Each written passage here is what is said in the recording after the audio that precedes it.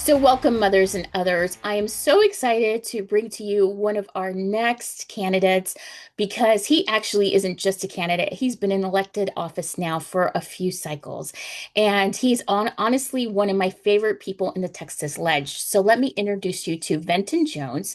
He is running for House District 100, I believe. Is that correct, Venton? Is it That 100? is correct. Welcome, Venton. I'm so glad you're here today. Thank you for having me, Nancy. So, Venton, I let's just have this really fun, casual conversation. Can you tell us why you are running for office and reelection again? Absolutely. Well, I think that first and foremost, I'm running because it boils down to why I initially ran 2 terms ago. And that was to represent the area that I was born and raised in the Texas House in Dallas, Texas, and that's House District 100. There are so many issues when it comes to economic opportunity, access to health care, and just having someone who is going to be a fighter for key communities like Black and Brown communities, LGBTQ people, and other key and marginalized populations that have not always had a strong voice in the Texas House. And so I ran because I wanted to use the experience that I navigating 20 years of healthcare policy in Dallas and Austin and in Washington, D.C., and bring that right home to be able to make some good and get in some good trouble to help my community.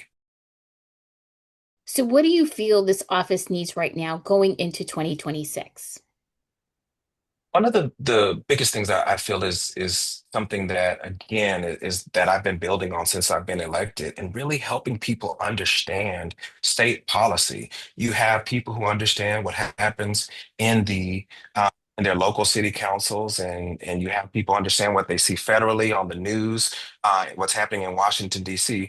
Very few people, including a lot of community leaders, find it hard to understand what happens in those 140 days that you have to be able to move and get work done, and what is the rest of the time is spent doing to be able to do that. So I think the education around the state legislative process and how to create legislation and move legislation has been something that I've been working to build into my communications infrastructure, my discussion and work with community leaders. I think that also we have to make sure that we have access to opportunities to be able to move our districts forward, whether that be the funding that's needed or the legislation that's needed. Or the advocacy that will be needed. I think so often you don't see that. You see a lot of political messiness that exists with why legislation is passing or is passing, and it's not rooted in the needs of the people. So I think that one thing that's important for House District 100, but each of the 150 houses in the Texas House, is that we have to make sure that we're truly representing the needs of our communities and not just the political interest of smaller groups of individuals. So, can you tell us a little bit more about you and your personal values? Well, one of my personal values is being present and making sure that I am living a life that is I speak a lot about ancestors and the people that came before me and living a life that is deserving of the sacrifices that those individuals made in order for me to be here, right now, doing this work. And so one of the things that I really value is having just that internal compass representation and understanding that I represent is much bigger than me. It's much bigger than my current position. It is a lifelong pledge to myself to live a life that is deserving of my ancestors' blessings and what they have, and to honor what they have been through to make sure that I've here. And so there's a lot of communities that I kind of overlap that I represent. Of course, I'm a Black man, um, LGBT, and when you just talk about those two communities and the struggles that have existed, and even including the Latino community in that, there are so many struggles that had to been put forward and brought to bear in order to just exist in the United States of America. And so I take that work very seriously, and I bring that charge with me each and every day that I step into this role. So, what are the top three issues that you're running on in your district for this election cycle? Well, first and foremost is the economy and making sure that we are putting forward legislative and budgetary solutions that are helping families make ends meet right now. Eggs are expensive, gas is expensive, and just, stepping out of your house is expensive. And so making sure that we provide economic relief to constituents is definitely key and important to me. Also, in the vein of affordability, making sure that we're addressing housing insecurities and making sure that whether you are a homeowner or you are a renter, that there are solutions being put forward so that you can continue to live in your home, or if you're renting and seeking that first home, you have the opportunity to live the American dream and move into the spaces of home ownership. Number three is access to healthcare and making sure that we continue to make healthcare affordable, and not just the delivery of services, but for the premiums that are continuing to rise for individuals, or the barriers that exist that make access to healthcare more challenging. One thing that I worked on during the legislative session was addressing barriers to pre-authorization, because we know that if people are not authorized to get medical care, it can cause a substantial disruption in their care and ultimately lead to worse health outcomes by the exaggeration of issues that just could have been solved if we had the right systems in place.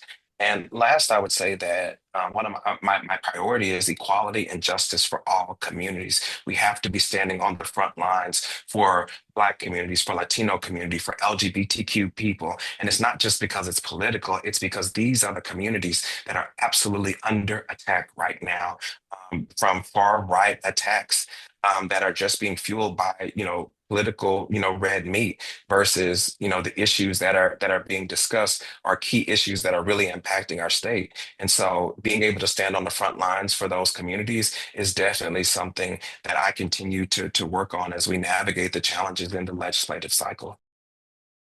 Full. So we're going to do a really quick speed round. I'm going to ask you some questions so voters can get to know you a little bit better. So let's hit it.